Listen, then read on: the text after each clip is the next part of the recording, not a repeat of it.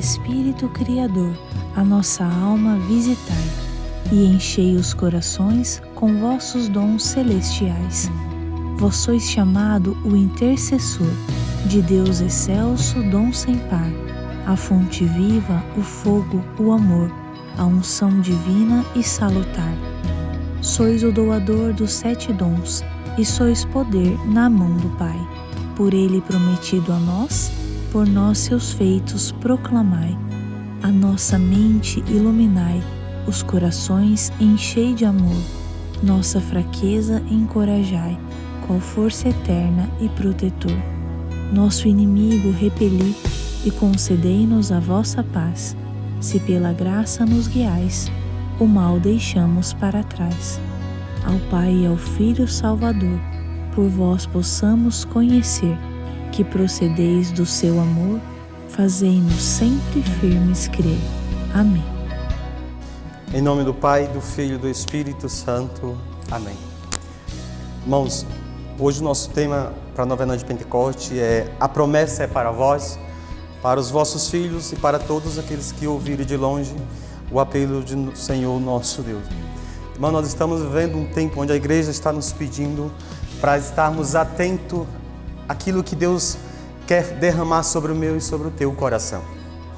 Pedro, no longo discurso, finalizando esse discurso, ele começa a falar para aquele povo que aquilo que Deus prometeu tinha se cumprido, mas também queria se cumprir no coração daqueles que estivessem abertos para receber essa mesma graça. E ele fala no versículo 39 que a promessa é para mim, a promessa é para aquele que ouve. E diante daquilo que eu estava preparando para falar sobre esse tema, o Senhor colocava no meu coração que a promessa vai acontecer hoje, a partir do momento, irmãos, que houver um coração aberto.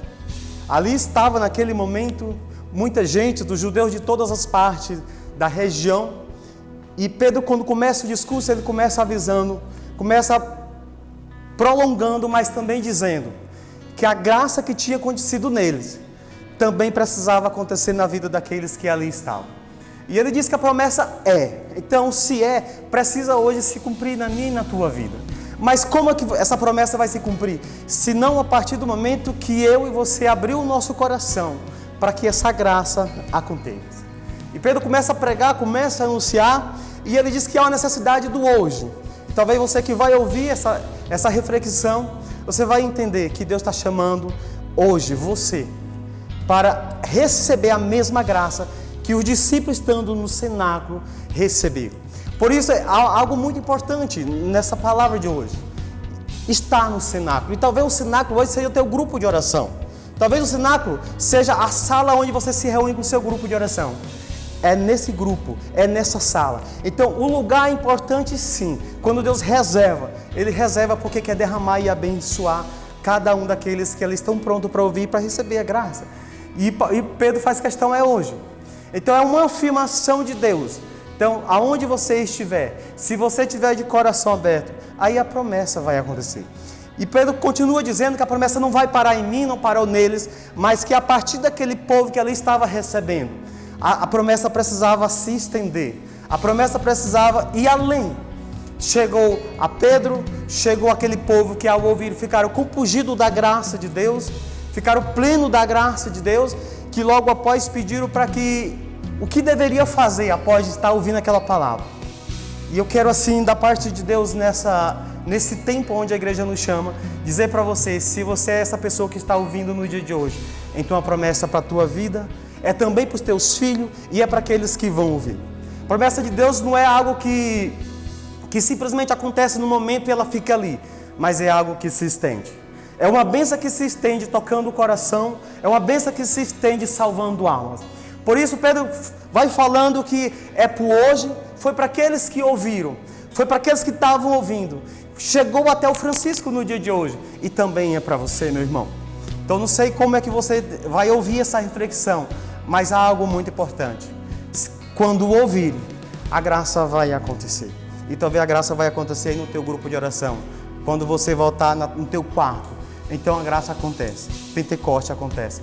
porque Pentecoste é um derramamento da força do alto na vida daquele que está aberto a acolher e a expandir, a anunciar e comunicar. Então que nós possamos nesse tempo de graça, aonde a igreja nos chama a viver o tempo de Pentecoste, alargar essa profecia de bênção e de graça para a vida daqueles que virão. Aconteceu na vida de Pedro, aconteceu na vida daquele que estava, aconteceu um dia no cenáculo de Amon, eu faço parte, e também provavelmente vai acontecer na sua vida a partir do momento que você ouvir.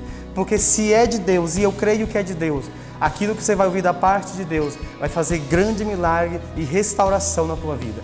Um dia fez na minha vida, fez na minha casa, fez na vida do meu grupo de oração e vai fazer também na sua vida, porque ela é uma promessa. Ela não é do Francisco, mas ela é de Deus. E quando é de Deus, assim se cumpre. Se cumpriu no passado, se cumpriu na minha vida, se cumpriu na vida de Pedro e em nome de Jesus vai se cumprir também na sua vida a partir do momento que nós ouvir. Então há uma necessidade de nós ouvir. Ouvir o quê? A palavra de Deus. Ouvir o quê? Aquilo que Deus tem para hoje. Deus tem uma necessidade que o hoje aconteça, que o Pentecoste aconteça hoje e que a partir daí nós possamos dinamificar, levar, anunciar para os nossos filhos e que aqueles que vierem possam entender que um dia alguém falou e eles ouviram, a graça aconteceu. Louvado seja o nosso Senhor Jesus Cristo. Em nome do Pai, do Filho e do Espírito Santo. Amém.